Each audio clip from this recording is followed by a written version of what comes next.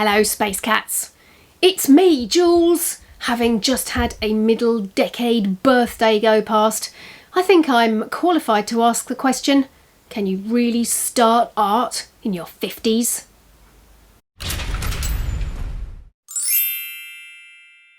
You might be thinking, look, I've been a tax collector all my adult life.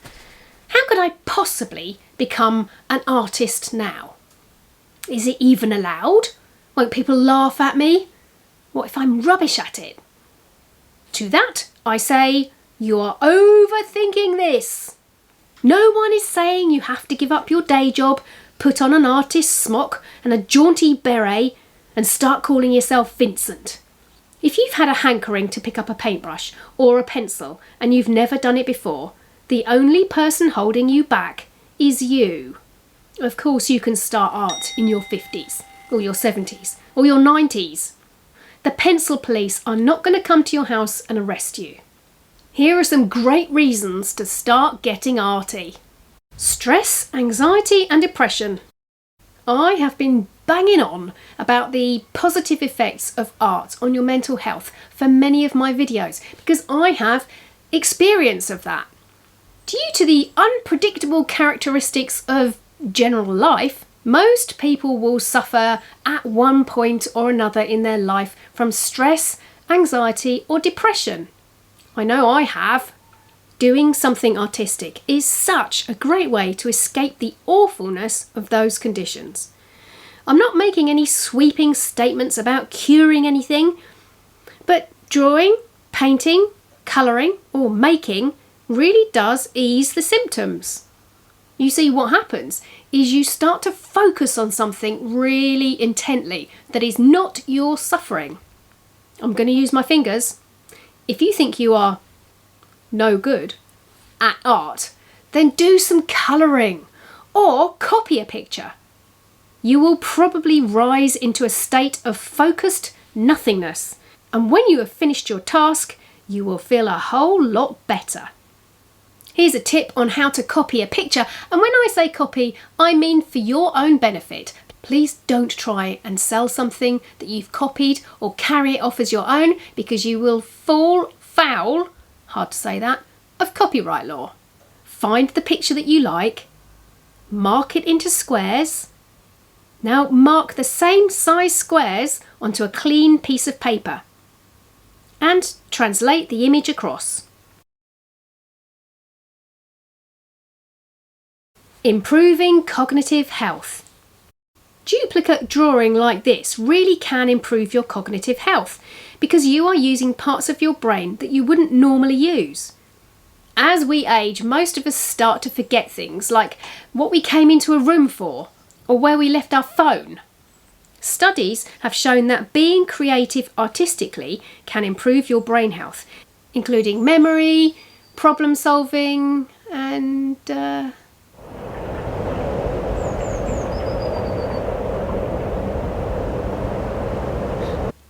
attention span. When you are drawing, you have to focus on what it is you're doing. And you are problem solving because you are translating something that you are seeing into a two-dimensional space on a page. It's pretty hard to paint or draw when your mind is wandering onto your problems. Once you relax into what you are doing, you can often be surprised at how long you can sit still for. For me, sometimes an hour or more goes by and I'm still doodling or painting something. And all the time that you're learning something new or creating something, your neurons are firing off like crazy and your brain is undergoing growth. Emotional well-being. Doing something creative helps you deal with being you in your life. It helps you to express yourself. I'm going to use the fingers again. There is no such thing as being good at art. I mean, look at all the people that have won the Turner Prize in the UK. Art really is very subjective. You know yourself that something maybe you love, your partner or your kids or your friends really hate.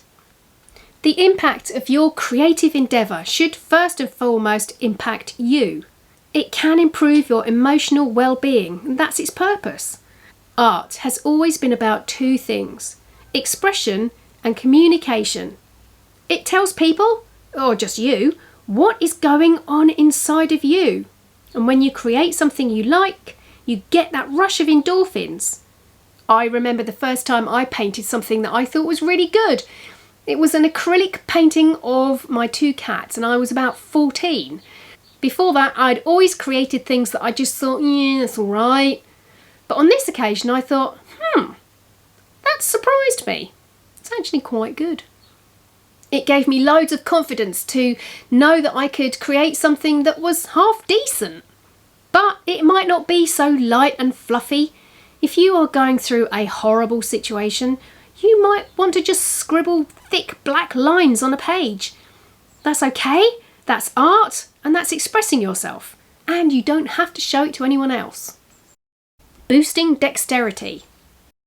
As we get older, our coordination can start to decline, and creating something arty can really help that.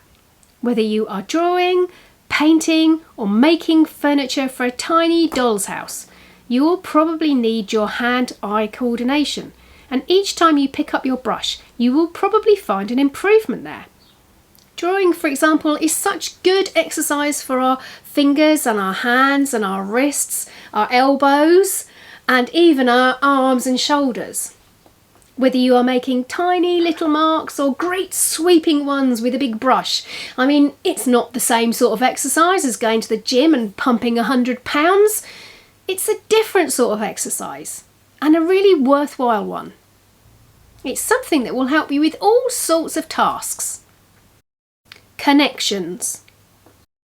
If you take up art as a hobby and join a class, you'll be mixing with people that you might not normally come across in your normal day-to-day life, but you will already have something in common with them. You both like life drawing, or pottery, or photography. The art community is a welcoming one. Art as a career often encompasses more solitude, so the chance of meeting up with other artists is often one very well received. It's actually really important to connect with other artists. You will learn much more from others, and that will help improve your art. And it's likely that you will teach other people something that you know too. It's great to get tips on what materials to use, or which artists to look at, or brainstorm some subject matter. As you get into midlife and beyond, you might find that your life changes a bit. Maybe you split up with a partner, or your children have grown up and left home, and you find yourself on your own a lot more. Making those social connections helps you deal with the things that life throws at you. It helps stave off loneliness, which studies show can be as bad for your health as being a heavy smoker. If you're a heavy smoker and you quit, and you take up an art class, well, crikey, you're probably going to live till you're 200. You might think that you are too old to learn new stuff. But when you make the effort to create something, you realise that you are never too old. And that feeling brings much joy. In fact, most people get into their 50s and 60s and think, thank goodness I'm not 20 anymore.